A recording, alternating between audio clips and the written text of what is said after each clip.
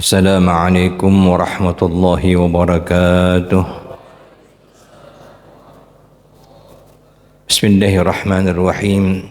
Hamdan li rabbina sana bi Muhammadin wa anqadhana min zulmati wa yajiri. Fa ya rabbi salli ala sahibit taj wal mu'raj wal buraq wal alam. Dafi'il bala'i wal waba wal marad wal alam. Jismuhu tahirun mutahhatun mu'attar munawwar. من اسمه مكتوب مرفوع موضوع والقلم الضحى الدجى نور الهدى مصباح الظلم أبي القاسم سيدنا محمد صلى الله عليه وسلم نبي الحرمين محبوب عند رب المشرقين والمغربين فيا أيها المشتاقون إلى رؤيا جماله صلوا عليه وسلموا تسليما اللهم صل وسلم وبارك عليه وعلى آله أما بعد. Yang sama-sama kita muliakan guru-guru kita, para alim ulama. Semoga Allah Subhanahu wa taala menjagakan mereka untuk kita semua, melindungi mereka, melapangkan mereka, memberkahi mereka sehingga terus memberikan manfaat kepada kita semua. Amin ya rabbal alamin. Alhamdulillah guru kita Prof. Kashpul bersama kita sebagai rektor dengan kesibukan. Alhamdulillah subuh hari ini sempat menyempatkan dirinya bersama-sama kita, juga guru kita Fahmi yang juga menjabat sebagai wakil rektor. Kesyukuran bagi kita dari Masjid Al-Ansar, Allah Subhanahu wa taala angkatkan derajat mereka untuk dipercaya membina, membimbing kampus Islam di Kota Jambi. Mudah-mudahan Allah tolong mereka dalam mengerjakan pekerjaan mereka dengan sebaik-baiknya dan diberikan keberkahan, keamanan, kesuksesan. Amin ya rabbal alamin. Demikian juga semua guru-guru kita semua Allah berikan kesehatan, kelapangan, dan untuk orang-orang tua kita dan seluruh yang hadir, Bapak Ibu, yarhamuni wa yarhamakumullah. Semoga Allah senantiasa merahmati kita, mengasihi kita, mengampunkan dosa-dosa kita, menutupi aib-aib kita, menyayangi kita fid din wad dunya wal akhirah. Amin ya rabbal alamin. Alhamdulillah wa syukurillah, kita berada di bulan Sya'ban yang mulia, yang kata Sayyidi Abdul Qadir Jilani qaddasallahu sirrah, sekurang-kurangnya dalam Sya'ban ini bagi orang yang beruntung mendapatkan 7 perkara sesuai dengan huruf-huruf pada kata Sya'ban itu, yaitu huruf Shin, huruf Ain, huruf Ba, huruf Alif, dan huruf Nun. Huruf Shin bermakna syaraf, yaitu kemuliaan. Semoga Allah Subhanahu wa taala dengan kemuliaan bulan ini memberikan kemuliaan kepada kita fid din wa dunya wal akhirah. Amin ya rabbal alamin. Huruf Ain al-ulu, mendapatkan ketinggian di sisi Allah Subhanahu wa taala. Kemudian huruf Ba al-birru, mendapat kebaikan dari Allah Subhanahu wa taala.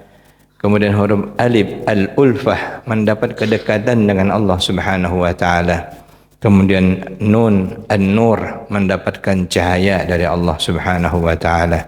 Semoga kita mendapatkannya. Amin ya rabbal alamin. Kita mengaji nama Allah Al-Baqi, melanjutkan pertemuan kita pada minggu yang lalu pada halaman 553 pada hari ini. Firman Allah Subhanahu wa taala, qad aflaha man tazakka wa dzakara isma rabbih fasalla bal tu'thiruna al-hayata ad-dunya wal akhiratu khairun wa abqa. 4-17. Sesungguhnya beruntunglah orang-orang yang membersihkan diri, ia ingat akan Tuhannya lalu salat. Tetapi kalian sedangkan kehidupan akhirat lebih baik dan lebih kekal. Dalam ayat tersebut, untuk mencapai keberuntungan, ulama menafsirkan ayat tersebut disimpulkan kepada 3 perkara. Yang pertama, membersihkan diri. Yang kedua, memperhiasi diri. Yang ketiga, ibadah kepada Allah Subhanahu wa taala.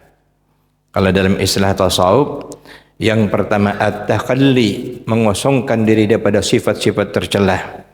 Yang kedua at-tahalli, mengisi dan menghiasi diri dengan sifat-sifat terpuji. Yang ketiga at-tajalli. At-tajalli ini adalah sebagai manifestasi penghambaan diri kita sepenuhnya kepada Allah Subhanahu wa taala. Untuk membersihkan diri dan untuk mendapatkan mencapai keberuntungan, maka yang mesti kita bersihkan diri kita daripadanya. Banyak sifat-sifat yang tidak baik yang mesti kita terhindar daripadanya. 7 macam.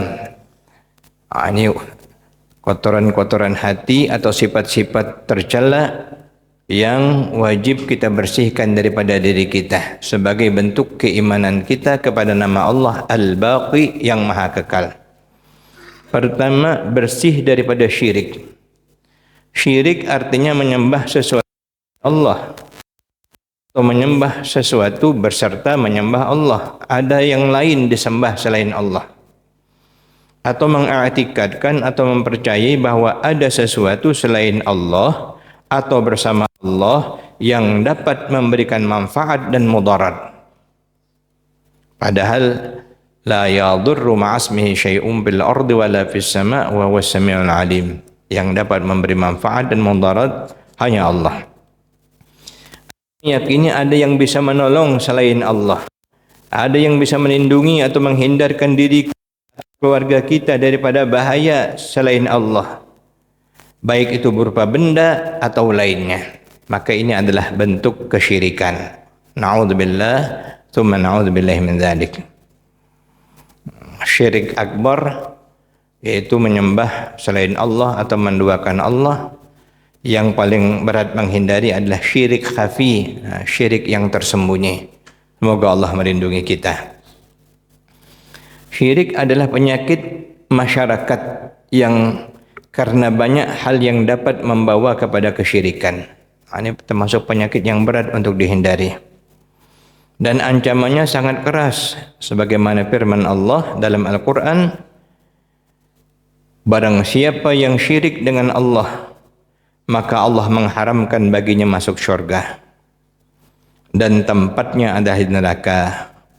Wa may yusyrik billah faqad harramahullahu al-jannah wa ma'wahu an-nar. Sesungguhnya Allah tidak mengampuni syirik. Innallaha la yaghfiru an yushraka bihi wa yaghfiru ma duna dzalika liman yasha. Kalau syirik Allah tidak mengampuni, tapi Allah mengampuni selain daripada syirik bagi orang yang diinginkan Allah Subhanahu wa taala. Jadi salah satunya bersih daripada syirik. Semoga Allah menjauhkan kita daripada baik itu syirik besar, termasuklah syirik yang tersembunyi. Ada doa dari Nabi SAW yang patut kita amalkan karena khawatir tanpa sadar kita melakukan kesyirikan. Itu doanya adalah Allahumma inni a'udzu bika min an usyrika bika syai'an a'lamu. Ya Allah, aku berlindung denganmu bahwa aku mensekutukanmu dengan selainmu padahal aku menyadarinya atau mengetahuinya. Wa astaghfiruka lima la a'lamu. Dan aku mohon ampun kepadamu ya Allah kalau aku berbuat syirik tanpa aku sadari. Perbuatan syirik yang tanpa kita sadari ini banyak. Jangan kita tuduh misalnya orang yang berobat ke dukun langsung syirik, belum tentu. Yang berobat ke dokter lalu dia sembuh dan mengatakan kalau bukan dokter Fulan, dokter Anu, entah macam mana aku ini mungkin sudah mati.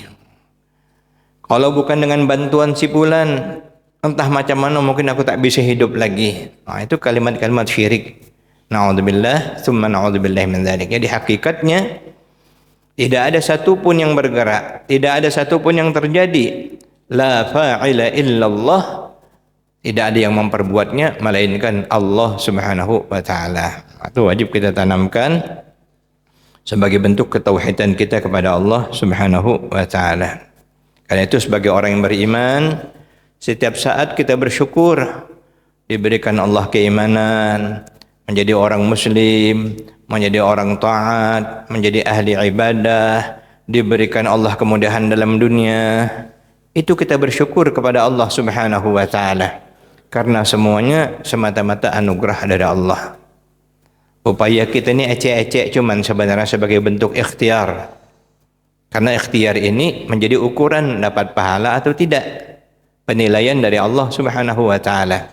Namun hakikatnya la fa'ila illallah. Tidak ada yang berbuat melainkan Allah Subhanahu wa taala. Yang kedua, bersih daripada riya. Syirik itu akbar, masuk yang khafi. Yang kedua, bersih daripada riya. Riya termasuk syirik yang halus, yang tersembunyi, artinya tidak tampak. Karena ia beribadah kepada Allah, namun bukan karena Allah. Ini yang berat. Kalau riya masalah dunia masih tidak ada masalahnya. Tapi kalau dia riya dalam hal ibadah, padahal yang diibadahinya bukan Allah. Topengnya saja karena Allah atau untuk Allah, padahal bukan untuk Allah Subhanahu wa taala. Ini yang berat.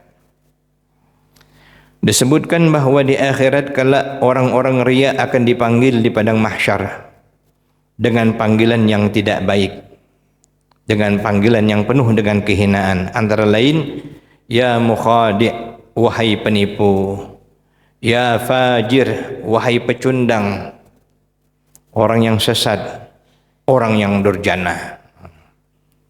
Nah, itu panggilan untuk orang yang riya. Nah, jadi kita wajib berusaha menghindarkan diri kita daripada bersifat riya. Karena kita tahu semuanya adalah anugerah dari Allah Subhanahu wa taala. Seorang laki-laki datang kepada Rasulullah bertanya, "Apakah itu keselamatan ya Rasulullah?" Maka Rasulullah menjawab, "Jangan menipu Allah." Ini tak semuanya nak ditipunya. Manusia ditipunya, Allah pun ditipunya juga. Ini jangan menipu Allah. Bagaimana Allah bisa ditipu ya Rasulullah? Tanya laki-laki tersebut. Engkau beramal dengan suatu amalan yang diperintah Allah dan Rasulnya, tetapi yang engkau kehendaki bukan Allah, bukan karena Allah, bukan untuk ridha Allah Subhanahu wa taala. Nah, cuman dalam riya ini ulama mengajarkan kita Nabi melakukan dengan keikhlasan, ketulusan, dan lakukanlah secara alami supaya nanti betul-betul dilakukannya hanya semata karena Allah Subhanahu wa taala. Sebab kalau ala riya misalnya lalu meninggalkan satu amalan, ayolah kita ngaji ke masjid, tanda aku takut riya, nanti dibilang orang caca iyo nih kan. Maka inilah riya. Tarkul amal li ajlin nasi riya. Meninggalkan sesuatu amalan alasannya takut riya dengan orang, inilah riya. Wal amal min ajlin nas, sebaliknya beramal semata-mata karena manusia bukan karena Allah, syirkun. Syirik sebenarnya. Nah, cuman bahasa umumnya tetap disebut dengan riya. Semoga Allah menolong kita. Jadi lakukanlah dengan alami. Kalau kita lakukan dengan alami tidak ada masalah. Apapun yang kita tampilkan karena kita alami. Kita lakukan semata-mata karena Allah. Kalau orang bilang ngesok itu urusan dia. Kita kan melakukannya bukan karena ngesok, semata-mata karena Allah Subhanahu wa taala. Namun tentu memerlukan riyadhah, memerlukan latihan karena urusannya urusan hati. Riya itu dikit cuman masuknya. Pas kita misalnya ada sesuatu yang baik, dapat pujian, siapa dulu dong. Itu hati-hati kalimat siapa dulu dong ya. Tetaplah jangan sampai minta dipuji, merasa ingin mendapatkan pujian daripada manusia. Cukuplah dapat pujian dari Allah Subhanahu wa taala. Yang ketiga, orang yang beriman dengan nama Allah Al-Baqi, bersih daripada ujub. Ujub. Kalau orang punya kehebatan ujub ada juga lah, masih logisnya.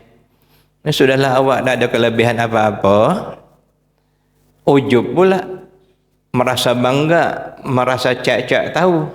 Kata Sayyidi Abdul Qadir Jilani, ataupun ada menyebutkan Syekh Abdul Qahir Al-Jurjani mengatakan, ada tiga tingkatan manusia. Pertama, rajulun yadri annahu yadri. Ada seseorang memang dia sadar, dia memang diberi Allah ilmu, dia tahu. Lalu diamalkan, dia bagus. Orang seperti ini yang kita ikuti. Yang kedua, rajulun la yadri annahu yadri. Ada orang yang dia tidak tahu, sebenarnya dia tahu. Ini luar biasa. Dia tak berpikir bahwa dia itu tahu, aslinya dia paham, dia tahu. Ini alhamdulillah bersyukur. Namun karena dia tidak menyadari dia tahu, kadang-kadang memang tidak menempatkan sesuatu, masih perlu berusaha. Yang ketiga ini yang berbahaya. Rajulun la yadri annahu la yadri. Seseorang yang tidak tahu bahwa dirinya tidak tahu, tetapi ece-ece tahu. Wah, ini yang paling berat ya. Tak sadar bahwa diri dia tidak tahu. Belajar tanda, mendengar tanda, bertanya tanda. Kapan dibilang orang cek-cek tak dengar, macam dia faham, padahal aslinya dah tahu. Ini yang paling berat. Jadi sudahlah tak tahu bahwa dirinya sebenarnya tak tahu, ecek-ecek tahu, ujub pula, merasa tanpa perlu belajar aku kau tahulah, tak payah kau ngajari aku dah. Alhamdulillah. Jadi orang yang beriman dengan nama Allah Al-Baqi bersih daripada ujub, merasa bangga dengan diri, kagum dengan diri. Oh, rupanya aku ni hebat. Yang hebat hanyalah Allah Subhanahu wa taala. Melihat kemuliaan diri ataukah kebersihan, kealiman, posisi, kekayaan menjadikannya lupa bahwa Allah lah yang memberikan apa yang dimilikinya. Orang yang ujub bisa didatangi izlal, nanti penghinaan. Ia merasa punya jasa kepada Allah dengan ibadah yang dilakukannya. Salah satu ujub ni, dia merasa dialah berjasa nian dia, seolah-olah Allah berhutang dengan dia. Salah satunya.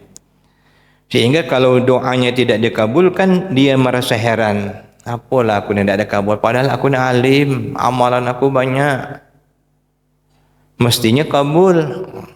Emangnya kamu siapa, kata Allah? Kamu adalah hamba. Jadi itu salah satu bentuk ujub. Yang keempat, bersih daripada takabur atau sombong.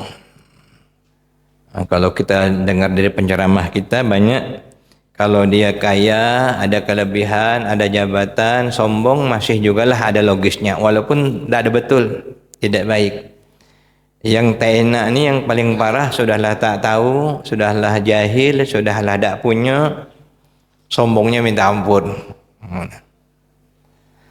Semata-mata hanya nak menjaga gengsi dan sebagainya. Mudah-mudahan Allah jauhkan kita dari sifat ini. Ini sifatnya iblis la'natullah alaih. Takabur maknanya adalah menolak kebenaran dan menganggap orang lain lebih rendah daripadanya. Jadi batarul haq, tak mau dia dengan kebenaran dan memandang rendah kepada orang yang selainnya.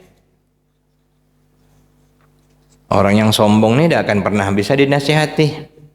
Kalau dia dinasihati, macam mana lah orang tak mau dinasihati, belagaklah dia dengan wajahnya. Tahulah aku.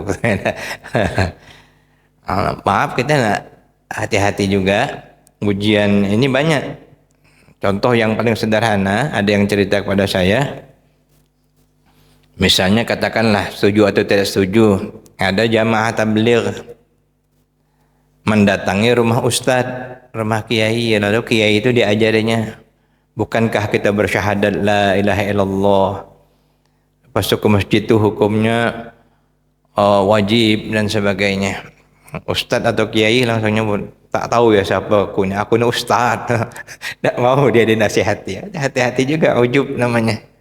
Jadi kalaupun ada yang nasihati, dengarkan saja, ambil baiknya. Kalau tidak ada cocok, tinggalkan. Begitu saja, supaya kita terhindar daripada sifat ujub. Ujub ini datangnya luar biasa. Orang yang punya jabatan bisa datang ujub. Orang yang datang alim bisa ujub. Orang yang kaya bisa ujub. Orang yang sukses bisa ujub. Beruntunglah orang-orang yang dijauhkan Allah daripada sifat ujub, karena dia sadar semuanya hanyalah anugerah Allah Subhanahu wa ta'ala. Bersih dari tamak atau rakus yang kelimanya ya. Orang yang beriman dengan nama Allah Al-Baqi, dia qanaah, dia merasa cukup, dia tidak tamak. Punya orang, alhamdulillah punya orang lah, kita syukuri yang punya kita. Orang yang tamak ini dia yang punya, dia rasa tak cukup, punya orang dendainya. Nanti kawannya hasudlah, karena ngandai punya orang, apa cara dicarilah jalan supaya dapat punya orang itu dengan dia pula. Ini naudzubillah. Jadi inilah manusia. Dalam hadis Nabi bersabda, andai manusia itu mempunyai 2 lembah daripada emas, niscaya tidak cukup dua gunung emas, 2 lembah emas, tidak pula yang 3. Begitulah yang dapat menghilangkan kerakusan manusia ini, tidak ada yang lain kecuali tanah. Artinya masuk dalam kubur, baru selesai. Sudah 1 nak 2, sudah 2 nak 2, sudah 3 nak 3, 4 dan seterusnya. Yang keenamnya tadi bersih daripada hasad atau dengki. Orang yang beriman dengan nama Allah Al-Baqi, dia bersih daripada sifat dengki. Sifat dengki ini paling teruk nih. Karena bukan hanya menginginkan yang ada pada orang, anda orang tu jatuh, nak nyakitkan pula. Kalau berlomba bagus, munafasah namanya, bersaing, sehat. Tapi kalau sudah jatuhkan orang, ana na'udzubillahi min dzalik, zalimi, dijatuhkan, sudah jatuh dihimpit lagi, itu gara-gara sifat hasud. Maka besar dan berbahaya dalam pandangan Allah Subhanahu wa ta'ala. Akibat dari hasad ini antara lain tidak ridha dengan pemberian Allah. Orang hasud ini kan tidak ada reda, mandingkan terus, punya orang ini, punya orang gini. Akibatnya dia tidak ridha dengan apa yang diberi Allah. Yang kedua, menggibah orang. Karena hasadnya itu, orang hasad pasti akan menggibah. Dia dengki pasti akan diburuk-burukkannya orang yang didengkinya itu. Bahkan sampai kepada tahap memfitnah. Na'udzubillah. Yang ketiga, berusaha mencari-cari kesalahan orang. Maka beruntunglah orang kalau dia ikut suatu, katakanlah kontestasi, tampilkanlah kebaikan-kebaikan sendiri. Tidak usah ngorek-ngorek keburukan orang misalnya. Yang keempat, orang yang hasad, yang hasud itu gembira apabila orang yang dihasutinya itu mendapatkan musibah. Mampuslah kau. Itu tanda orang dengki itu ya. Kalau orang dengki nengok ada orang yang didengkinya itu mendapat musibah, itulah lantaklah kau, mampuslah kau. Na'udzubillah. Yang ketujuh, yang terakhir daripada ciri orang yang beriman dengan nama Allah Al-Baqi dalam karakter yang tadi kita sebutkan, mengutamakan akhirat daripada dunia yang fana ini, dia bersih daripada merasa aman daripada tipu daya Allah. Karena Allah ini kan jaringan sangat halus sekali.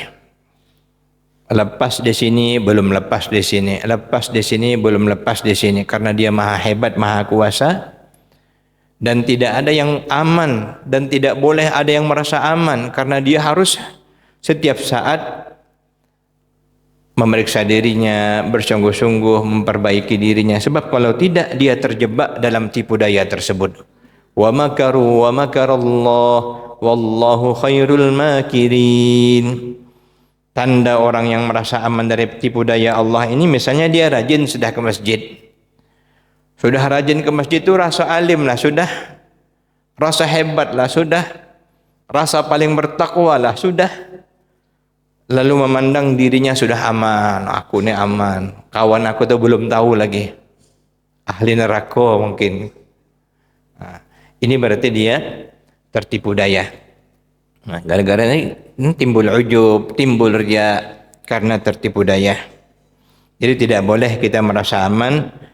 Kita wajib senantiasa, salah satunya menyegerakan taubat. Nah, salah satu orang yang tertipu daya, dia menunda-nunda bertaubat. Karena dia bilang Allah itu baik, nanti bila sekarang ni kita manfaatkan, kaget bertaubat sekalian. Rapel kan bertaubat kita tu, ada pula taubat di rapel, naudzubillah. Itu tanda orang tertipu daya. Tak mau menunda ketaatan, menunda beramal soleh, menunda beribadah. Ini adalah termasuk orang-orang yang tertipu daya. Jadi ada 7 tadi karakter dari orang yang mengutamakan Allah, mengutamakan akhirat. Dia bersih daripada syirik. Kemudian lagi yang kedua, dia bersih daripada riya. Yang ketiga, dia bersih daripada ujub. Yang keempat, dia bersih daripada takabur. Yang kelima, dia bersih daripada tamak. Yang keenam, dia bersih daripada hasad dan dengki. Yang ketujuh, dia bersih daripada merasa aman dari tipu daya Allah Subhanahu wa taala, khairul makirin. Mudah-mudahan kita termasuk orang yang benar-benar beriman dengan semua nama-nama Allah, yang diberikan Allah kemampuan untuk mengamalkannya dan berakhlak dengan akhlak Allah Subhanahu wa taala. Amin ya rabbal alamin. Ya awwalal awwalin wa ya akhiral akhirin wa ya dzal quwwatil matin wa ya rahimal masakin wa ya arhamar rahimin. يا أول الأولين ويا آخر الآخرين ويا ذا القوة المتين ويا راحم المساكين ويا أرحم الراحمين. يا أول الأولين ويا آخر الآخرين ويا ذا القوة المتين ويا راحم المساكين ويا أرحم الراحمين.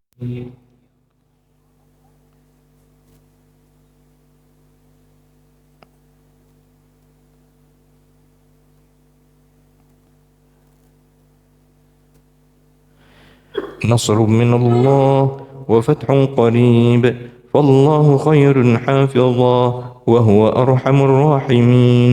وصلى الله على سيدنا محمد وعلى آله وصحبه وسلم والحمد لله رب العالمين. Demikianlah, mohon maaf. Assalamualaikum warahmatullahi wabarakatuh.